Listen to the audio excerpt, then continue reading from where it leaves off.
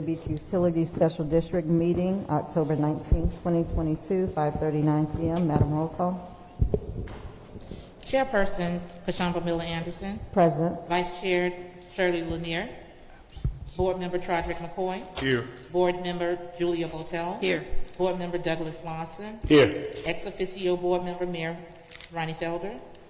City Manager Jonathan Evans. Present. Executive Director Michael Lowe. Here. District Clerk Claudine Anthony is present. District Attorney Don Wynn.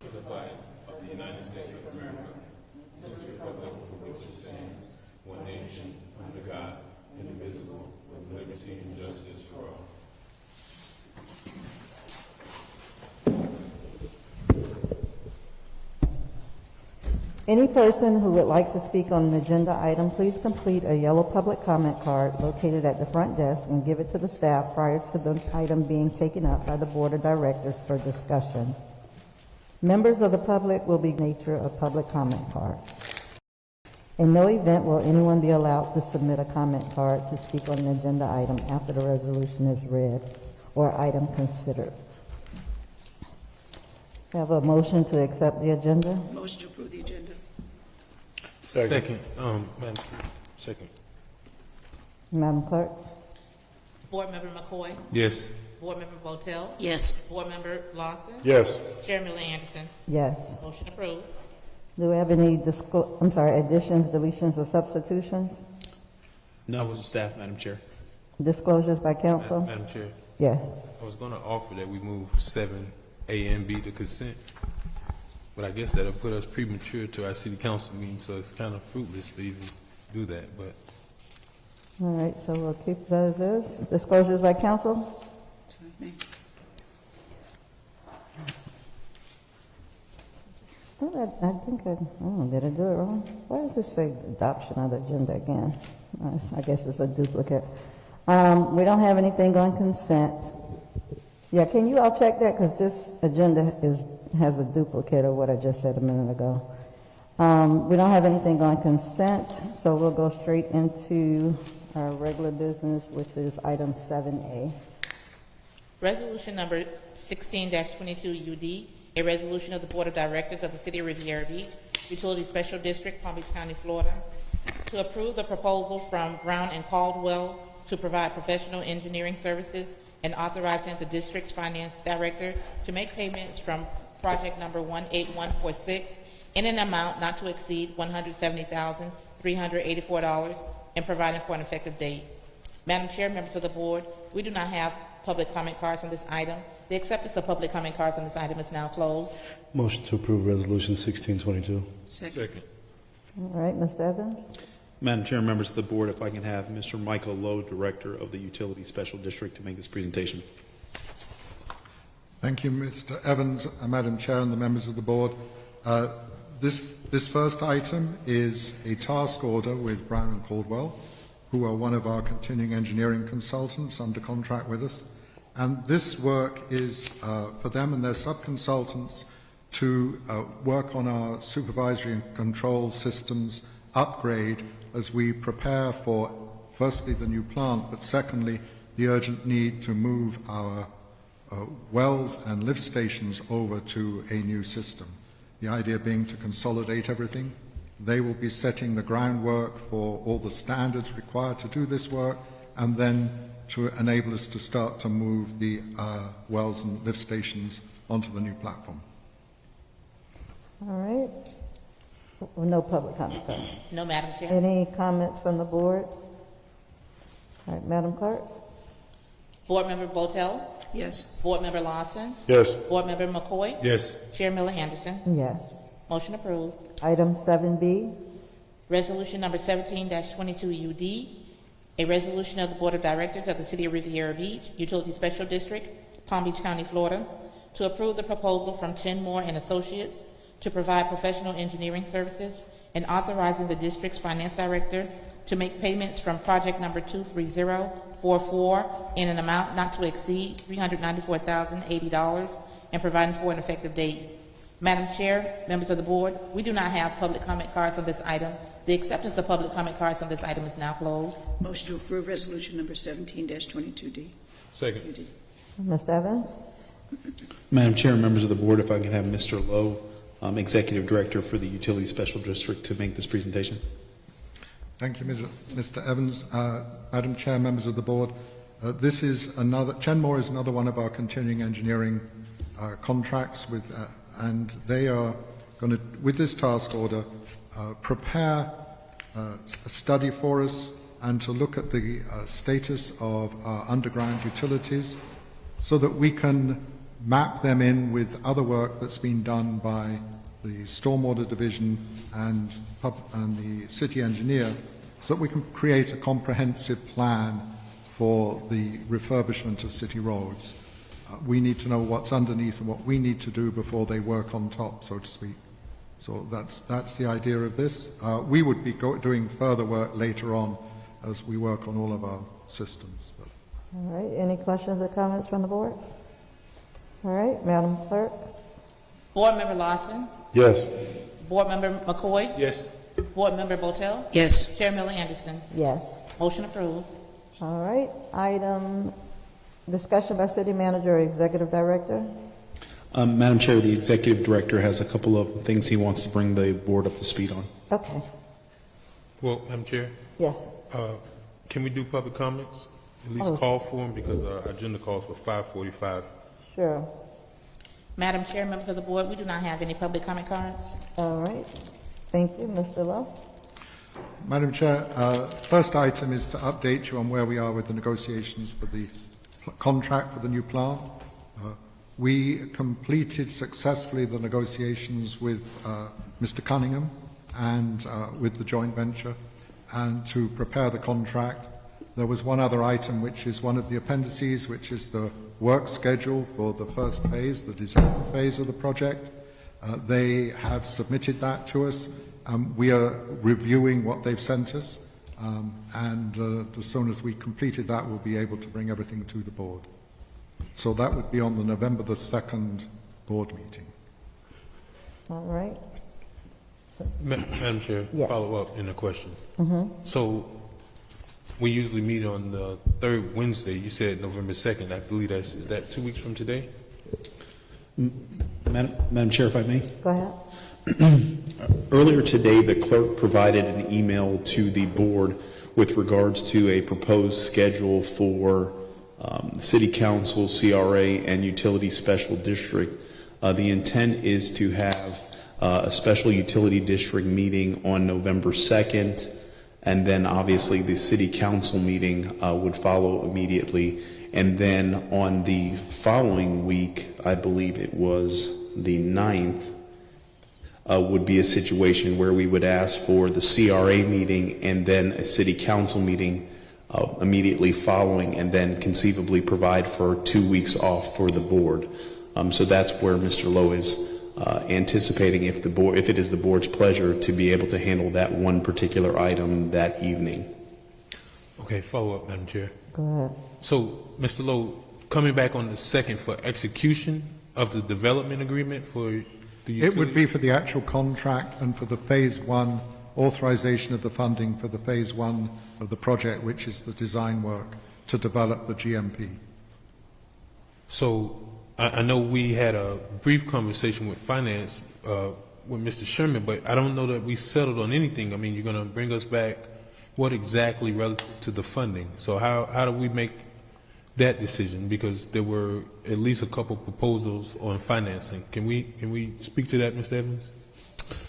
Yes, Madam Chair, and I would ask Mr. Sherman to also come up to the podium to speak on that. The intent, and Mr. Lowe, correct me if I'm wrong, the intent behind this particular item is to begin some of the work utilizing some of the capital that we were able to receive from the federal government to begin the process as it relates to the design and engineering of the water treatment plant. We do have capital on hand that would facilitate that, and then the intent is for us to get to a GMP, a guaranteed maximum price, with 90% plans or even maybe 60% plans, depending on how comfortable the developers feel with regards to what the market conditions are. But that's what the intent for phase one is, and then subsequent items will come before you. Mr. Sherman, if you want to speak to the financing component, and Mr. Lowe, then you can add any additional. Again, Randy Sherman, Finance Director for the Utility Special District. The only thing I would add to the manager's comments is we do have 18 million from the ARPA funds. Mr. Lowe and I have talked about trying to get a cash flow to find out how long that 18 million is actually going to last us. In order to proceed to a financing, we need to have rates adopted that will support the financing. So this is just the initial contract with Haskell. This, when they start to get further out, they want to order equipment, they got to have a GMP, and we're ready to move. That's the point that we'll have to have additional funds in place. Question, Mr. Sherman, Madam Chair. So you seem to be ahead of me, and I wanted to see if I could take a step back. Rates being adopted, we've not gotten the results of the rate study yet, right? We haven't. In fact, Mr. Lowe and I spoke about that tonight because he's working on the engineering side and I'm working on the finance side. I believe, Mr. Lowe, you said you have a call with them Tomorrow, yeah. tomorrow. They contacted me today. And my call with the finance group is on Tuesday. I can tell you that the hurricane did push them back. Finance group is based up in Orlando, so that did push them back a little bit. But on Tuesday, I'll get an update of where they are and when they think they'll actually get a report to you. And Mr. Sherman, that's PFM? No, it is Raftelis. That's the rate study. There's the rate study, correct. The name of the company again is? Raftelis, Raftelis. Okay. Well, the reason I'm asking is I believe my understanding was, depending on what that GMP was going to drive the type of financing. Was I wrong in that? No, the GMP won't drive the type of financing.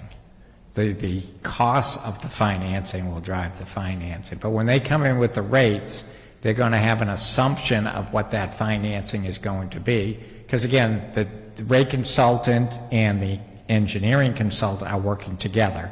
So, they're making sure that their two sets of numbers are going to match up. But that'll be built into that rate study. Right, Mr. Sherman. Well, perhaps this may be the better explanation. I thought we allowed Haskell CDM Smith to bring us a financing plan, part of their proposal. They did. They made a proposal, and that was part of the analysis that PFM had made when they presented to you, and the difference between the two proposals.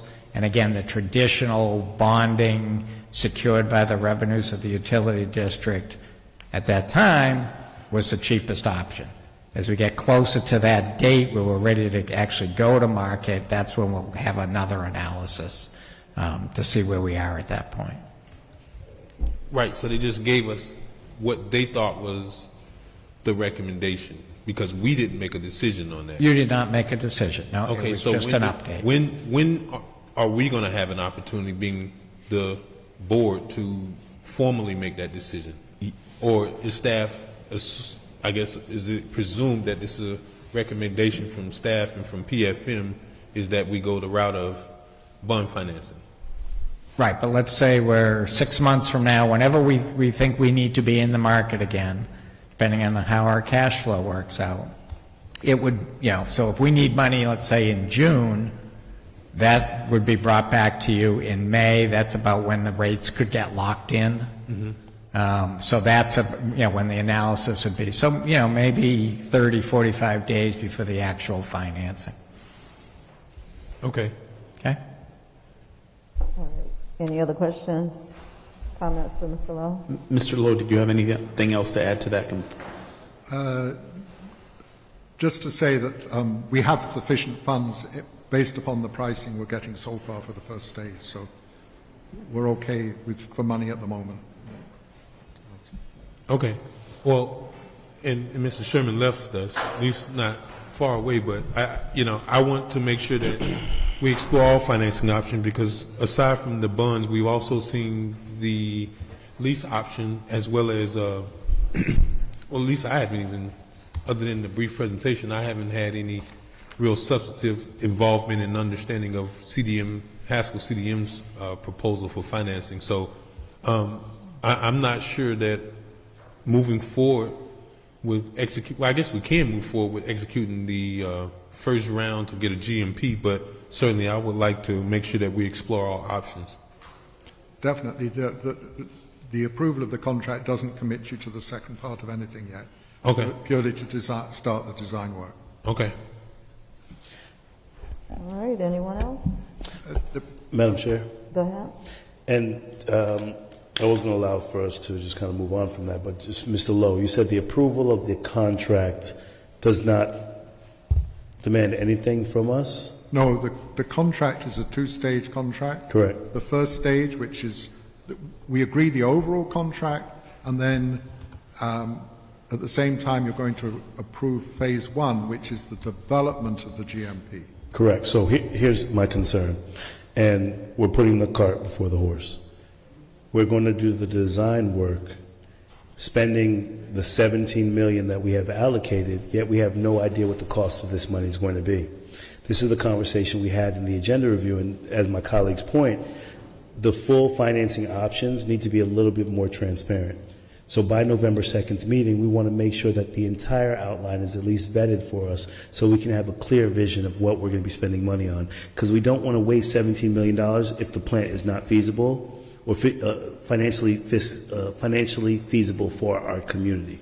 So we want to make sure that there's an understanding from the council and from the community that before we spend any money, that we have an outline of all of the money we're going to spend.